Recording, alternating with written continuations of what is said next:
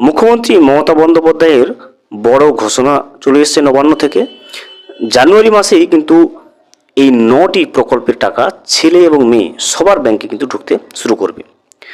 জানুয়ারি মাসে কোন কোন 9টি প্রকল্পের টাকা কত তারিখে ছেলে এবং মেয়েদের সবার ব্যাংকের অ্যাকাউন্টে ঢুকতে শুরু করবে সে বিষয়ে নবান্ন থেকে কী রিপোর্ট চলে এসেছে সেটা কিন্তু আমরা আজকের এই ভিডিওতে বিস্তারিতভাবে জেনে নেওয়ার চেষ্টা করব। ভিডিওটি বিস্তারিতভাবে দেখে নেওয়ার আগে ছোট্ট একটা অনুরোধ, যদি চ্যানেলে নতুন হয়ে থাকেন অবশ্যই চ্যানেলটা সাবস্ক্রাইব করে রাখবেন এবং নোটিফিকেশনটা অল করে রাখবেন এই ধরনের সমস্ত আপডেট সবার আগে পাওয়ার জন্য। চলুন আজকের আপডেটটা আমরা বিস্তারিতভাবে দেখে নিই। আমাদের রাজ্যের মাননীয় মুখ্যমন্ত্রীর প্রচেষ্টায় একাধিক প্রকল্প কিন্তু চালু হয়েছে। আগামী দিনে আরও অনেক প্রকল্প চালু হতে চলেছে, যার মাধ্যমে বাংলার সকল খেটে খাওয়া মানুষ আর্থিকভাবে স্বাবলম্বী হতে সক্ষম হয়েছে। বর্তমানে প্রতি মাসে 1250 টাকা থেকে শুরু করে 17,500 টাকা পর্যন্ত পুরুষ এবং মহিলা সকলের ব্যাংকের অ্যাকাউন্টে আসতে চলেছে এই জানুয়ারি মাসে। দুয়ারে সরকার ক্যাম্পে কিংবা গ্রাম পঞ্চায়েত বা বিডিওতে গিয়ে যারা আবেদন করেছেন তাদের সকলের জন্য আজ মুখ্যমন্ত্রীর বিরাট সুখবর দিয়েছে। আগামীকাল থেকেই সকলের অ্যাকাউন্টে কিন্তু টাকা পাঠানোর নতুন লিস্ট তৈরি করে ফেলেছে নবান্ন।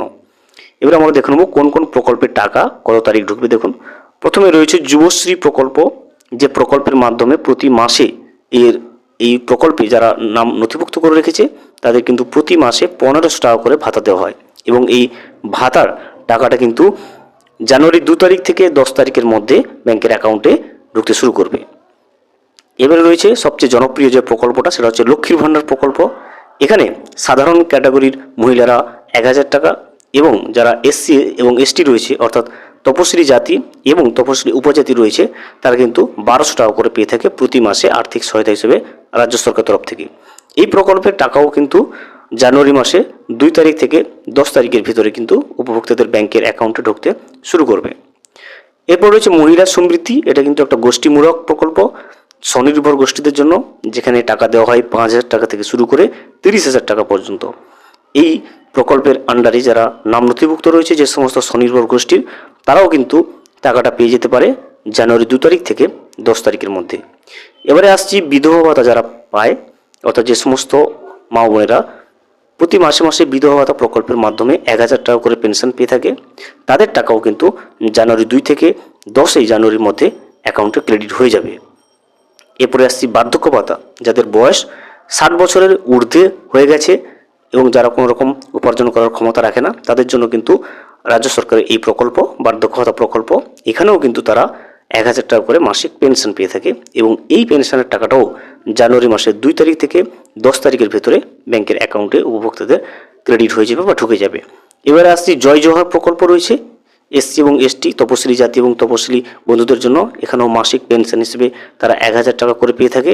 এই টাকাটাও কিন্তু জানুয়ারি 2 তারিখ থেকে 10 তারিখের মধ্যে ব্যাংকের অ্যাকাউন্টে ক্রেডিট হয়ে যায়। এবারে আসছি তপশিলি বন্ধু। এখানেও কিন্তু মাসিক পেনশন হিসেবে 1000 টাকা করে পেয়ে থাকে এই প্রকল্পের উপভোক্তারা এবং ব্যাংকে সেই টাকাটা ক্রেডিট হয়ে যায় জানুয়ারি 2 থেকে 10 তারিখের ভেতরে। এই টাকাটাও কিন্তু ক্রেডিট হয়ে যাবে। এবারে দেখুন মানবিক প্রকল্প রয়েছে, অর্থাৎ যারা প্রতিবন্ধী রয়েছে, প্রতিবন্ধী ভাই ও বোনেরা যারা প্রতি মাসে মাসে রাজ্য সরকার তরফ থেকে 1000 টাকা করে পেনশন পায়, তারাও কিন্তু তাদের এই মানবিক প্রকল্পের যে 1000 টাকাটা সেটা কিন্তু জানুয়ারি 2 তারিখ থেকে 10 তারিখের ভিতরে ব্যাংকের অ্যাকাউন্টে পেয়ে যাবে। ভিডিওটি সম্পূর্ণভাবে দেখার জন্য অসংখ্য ধন্যবাদ। এখনও পর্যন্ত যদি চ্যানেলে নতুন হয়ে থাকেন এবং সাবস্ক্রাইব না করে থাকেন, অনুগ্রহ করে চ্যানেলটা সাবস্ক্রাইব করে পাশে থাকবেন।